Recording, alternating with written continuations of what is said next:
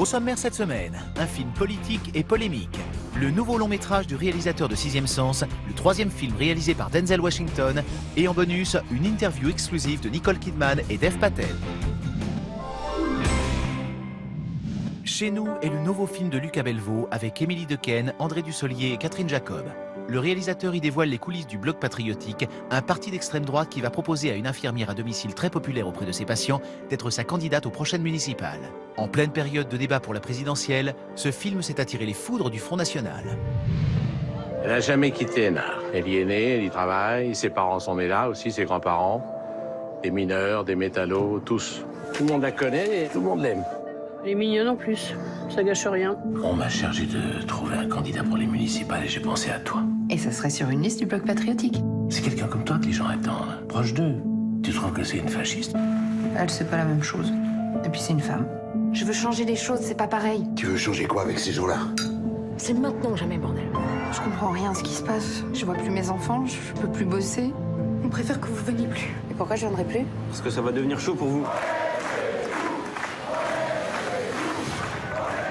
On est presque au pouvoir. Après Sixième Sens, Incassable et Signe, Split est le nouveau film du réalisateur M. Night Shyamalan. Ce thriller fantastique tourne autour d'un homme schizophrène. 23 personnalités cohabitent dans son cerveau. Quand une 24e, enfouie au plus profond de lui, décide de se manifester, 3 adolescentes vont en être les victimes. Une prouesse pour l'acteur James McAvoy qui incarne les 24 rôles. Je n'ai jamais vu un cas semblable. 23 identités vivent dans le corps de Kevin. Qui êtes-vous? On m'a envoyé vous prendre dans un but précis. Il y a une fleur sur les oreillers, il y a une fleur dans la salle de bain.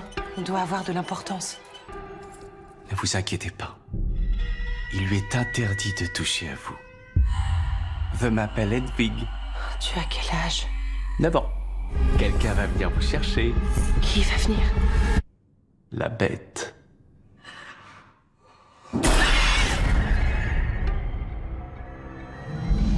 Adapté d'une célèbre pièce de théâtre, Fences est le troisième film réalisé par Denzel Washington, dans lequel il tient également le premier rôle. Il y incarne un ancien joueur de baseball devenu éboueur qui fait payer à sa famille son passé difficile. Sa performance est citée aux Oscars, tandis que celle de Viola Davis, sa femme dans le film, a été récompensée d'un Golden Globe. Eh pas, je peux te poser une question? Pourquoi tu m'as jamais aimé? Un homme, ça doit s'occuper de sa famille. Cory essaie d'être comme toi, c'est tout. Je veux pas qu'il soit comme moi. Je veux qu'il ait une vie la plus éloignée possible de la mienne. Tu es la seule chose bien qui m'est arrivée, Rose. Tu peux pas être autrement que ce que tu es, Troy. C'est tout ce que tu as pour affronter le monde qui t'entoure. Y'a que 2 gars qui jouent au baseball aussi bien que toi. Et qu'est-ce que ça m'a rapporté? Rien du tout. Je suis fauché comme les blés. Tu m'as donné quoi? Tes pieds, ces muscles, ce cœur qui bat là-dedans. Tout ce que t'as fait, c'est me freiner parce que t'avais peur que je sois meilleur que toi. Tout ce que fait ce garçon, il le fait pour toi.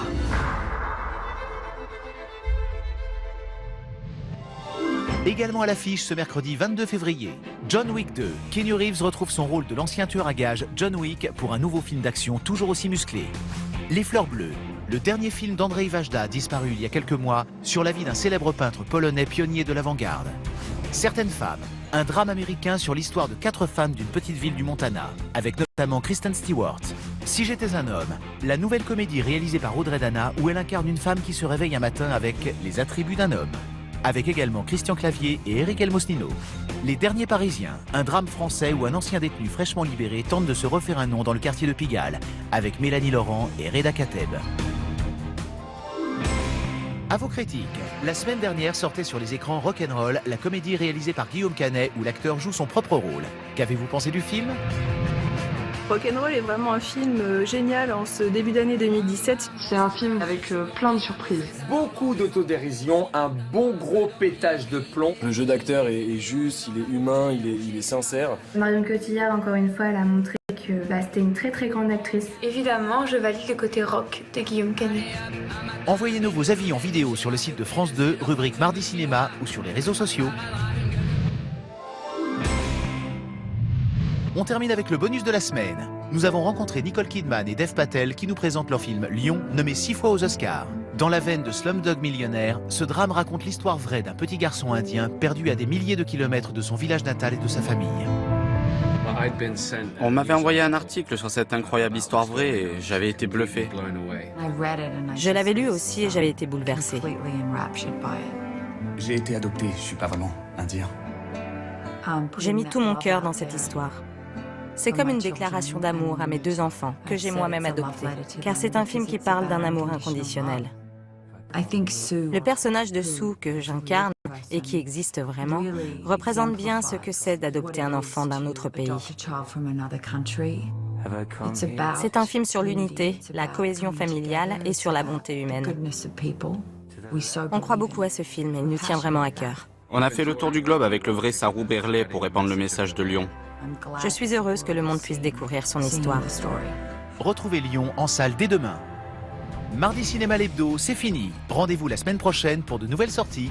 En attendant, retrouvez-nous sur France2.fr, rubrique Mardi Cinéma et sur les réseaux sociaux.